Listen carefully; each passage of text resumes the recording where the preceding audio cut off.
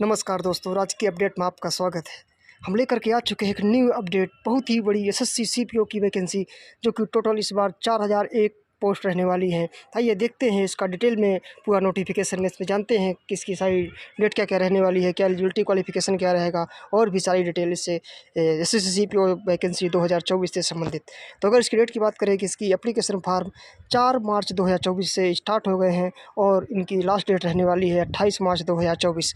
और अगर इसकी बात करें कि जो लास्ट डेट फार्म की है पेमेंट सहित 29 मार्च 2024 तक रहेगी, यानी एक दिन और आपको पेमेंट के लिए अगर रह गया है तो मिल जाएगा मौका। और अगर इसकी बात करें कि अगर कोई नेम स्पेलिंग डेट में करेक्शन की डेट अगर पूछे, कुछ गलत हो गया है उसको करेक्शन करना है, तो 30 मार्च 2024 से 31 मार्च 2024 तक विंडो खुलेगी उसके लिए। और जो इसका एग्ज़ाम है वो 9, 10, 13 मई 2024 को होगा। इसके बाद आगे देखते हैं इसमें कि ये इसमें से 2 पोस्ट रहने वाली है, एक सब इंस्पेक्टर की सीएपीएफ में और सब इंस्पेक्टर दिल्ली पुलिस की रहने वाली है। तो अगर सब इंस्पेक्टर जो सीएपीएफ वाली है वो भी जो ग्रुप बी की पोस्ट है, और जो सब इंस्पेक्टर दिल्ली पुलिस की है वो ग्रुप सी के अंतर्गत आएगी। वेतन दोनों में सेम ही रहेगा, 35,400 से 1,12,400 रुपये, दोनों जो है। अगर बात करें लेवल 6 की वैकेंसी है। इसके बाद आगे देखते हैं कि इसमें से टेंटेटिव वैकेंसी कितनी है, लगभग यानी संभावित सीटें कितनी वैकेंसी कितनी रहने वाली है। तो सब इंस्पेक्टर की जो दिल्ली पुलिस में मेल की टोटल वैकेंसी रहने वाली है 125 रहने वाली है। आप बाकी अदरवाइज कैटेगरी वाइज आप देख सकते हैं। लेकिन अगर बात करें सब इंस्पेक्टर की दिल्ली पुलिस में फीमेल की टोटल 61 पोस्ट रहने वाली है। इसी प्रकार से अगर सब इंस्पेक्टर सीएपीएफ में, यानी सीएपीएफ के अंतर्गत सेंट्रल आर्म पुलिस फोर्स, उसके अंतर्गत आ जाएंगी आपकी CAPF, BSF, CISF, CRPF, ITBP, SSB, इन सब की टोटल मिला करके 4001 पोस्ट हो जाएंगी, जो कि पिछले सालों की अपेक्षा काफ़ी नंबर ऑफ पोस्ट है। पिछले अगर बात करें 2023 की तो 1876 पोस्ट थी लगभग, उससे इस बार दुगना वैकेंसी है, दुगना से भी ज़्यादा ही है। तो ये इस बार बहुत बढ़िया अवसर है, इसकी जल्द ही अप्लाई करें और बिना देरी के। आगे देखते हैं कि इसके लिए और क्या क्या डिटेल है। तो इसके लिए आप नेशनल सिटीजनशिप होना चाहिए, इंडिया का होना चाहिए, और नेपाल का भी, भूटान के भी, अगर उनको गवर्नमेंट से ऑफ इंडिया से ऑथराइजेशन प्राप्त है तो वही अप्लाई कर सकते हैं। इसके बाद एज लिमिट की बात करें तो 1 अगस्त 2024 के अनुसार एज कैलकुलेट की जाएगी, और 20 से 25 साल एज होना चाहिए, जो कि 2 अगस्त 1999 से लेकर के 1 अगस्त 2004 के बीच में जन्म होना चाहिए यानी। इसके बाद अगर बात करें इसकी जो है 20 से 25 साल तो एज लिमिट है, लेकिन जो अगर आपको रिजर्वेशन वाली है यानी SC ST है तो आपको 5 साल की अपर लिमिट से छूट मिलेगी, और OBC को 3 साल की छूट मिलेगी, एक सर्विसमैन के लिए 3 साल की छूट मिलेगी। इसी प्रकार से अगर बात करें डिपार्टमेंटल कैंडिडेट है तो उसके लिए जो अनरिजर्व कैटेगरी का डिपार्टमेंटल है उसको 30 साल तक की एज लिमिट तक भर सकता है फार्म, और जो OBC है तो 33 साल तक, और SC ST है तो 35 साल तक। इसके बाद और आगे देखते हैं इसमें डिटेल में क्या क्या है। ये रहा आपका एसएससी सीपीओ की वैकेंसी का डिटेल नोटिफिकेशन। उसमें अगर एजुकेशन क्वालिफिकेशन की बात करें तो वो बैचलर डिग्री इसके लिए होना चाहिए, और बैचलर डिग्री आपका 1 अगस्त 2024 के पहले हो जाना चाहिए, या तो फिर अपेयरिंग में भी हो तब भी आप माने यानी 1 अगस्त 2024 जो क्रूशियल डेट है उसके पहले आपका कंप्लीट हो जाना चाहिए बैचलर डिग्री। और अपेयरिंग वाले भी भर सकते हैं अगर उनका जो है रिजल्ट आ जाता है 1 अगस्त 2024 के पहले। तो ये आपका एजुकेशन क्वालिफिकेशन हो गया। और इसके बाद अगर बात करते हैं सब इंस्पेक्टर मेल हैं, सब इंस्पेक्टर अगर आपको जो है दिल्ली पुलिस में ज्वाइनिंग लेना चाहते तो उसके लिए वैलिड ड्राइविंग लाइसेंस भी होना चाहिए। इसलिए जिसके पास भी ड्राइविंग लाइसेंस नहीं तो जल्द से जल्द ड्राइविंग लाइसेंस भी पहले बनवा लें, इसके बाद फार्म अप्लाई करें। अगर बात करें कि कहाँ से अप्लाई करेंगे तो ये ऑफिशियल वेबसाइट है www.ssc.nic.in। इस ऑफिशियल वेबसाइट से SSC की जा करके आप अप्लाई कर सकते हैं फार्म को। इसके बाद करिए एप्लीकेशन फ़ीस कितनी, 100 रुपये रहने वाली है, मात्र 100 रुपये इसकी एप्लीकेशन फ़ीस रहेगी। और इसके लास्ट डेट है बता ही चुके हैं आपको, 29 मार्च तक हाल में आपको पेमेंट कर देना है। इसके बाद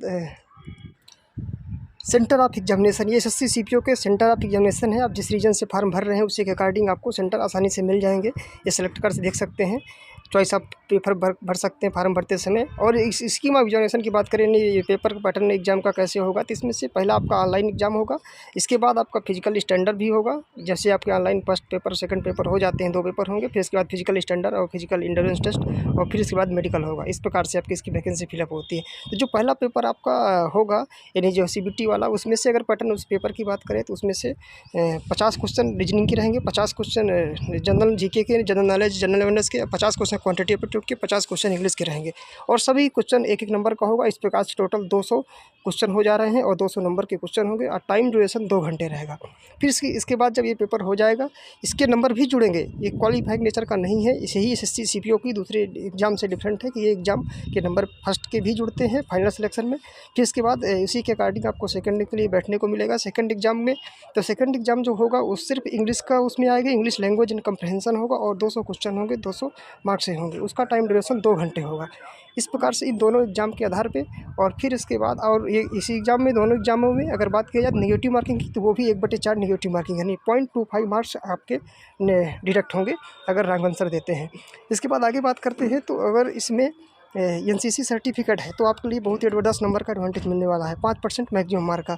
अगर C वाला NCC सर्टिफिकेट है, B वाला सर्टिफिकेट है तो 6 नंबर मिलेंगे और NCC A है तो 4 नंबर मार्क्स प्रत्येक पेपर में। इस प्रकार से अगर NCC वाला है तो दोनों पेपर का जोड़ करके 20 नंबर का आपको एडवांटेज मिलेगा और B वाला है तो 12 नंबर का और A वाला है तो 8 नंबर का एडवांटेज मिलेगा, जो कि एक काफ़ी बड़ा एडवांटेज होता है क्योंकि एक नंबर से सिलेक्शन रुक जाता है और आपको 20-20 नंबर का एडवांटेज सीधे मिल जाएगा अगर NCC सर्टिफिकेट आप लगाते हैं और आपके पास है।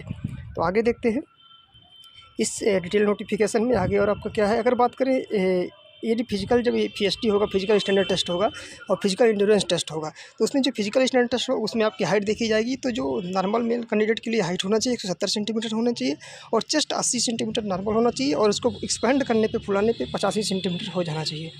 और अगर आप हिली एरिया से आते हैं तो आपके लिए थोड़ा हाइट में छूट मिल जाएगी, 165 सेंटीमीटर है तब भी आप चलेगा और 80-85 चेस्ट रहना चाहिए। इस प्रकार से ये साइड डिटेल है। अगर बात करें फिजिकल इंड्योरेंस टेस्ट में तो जो मेल के लिए 100 मीटर दौड़ लगाना होता है 16 सेकंड में और 106 किलोमीटर की एक होती है 6.5 मिनट में लगाना होती है।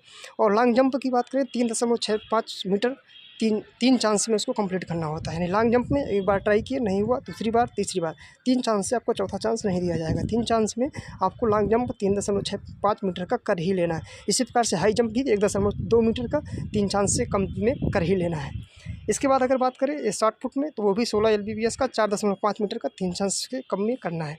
इसी प्रकार से फीमेल के लिए बात करें 100 मीटर 18 सेकंड में, 800 मीटर 4 मिनट में दौड़ तो होंगी और इसके बाद लॉन्ग जंप 2.75 मीटर का और 3 चांस में वो भी करना है। हाई जंप 0.9 मीटर के इसको करना है।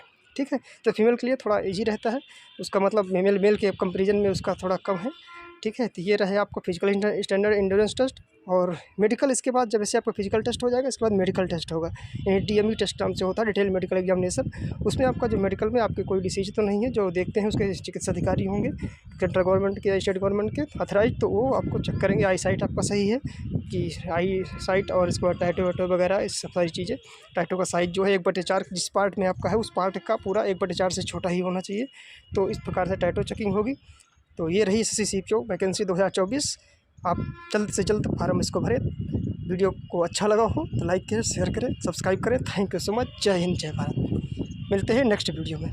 Thank you.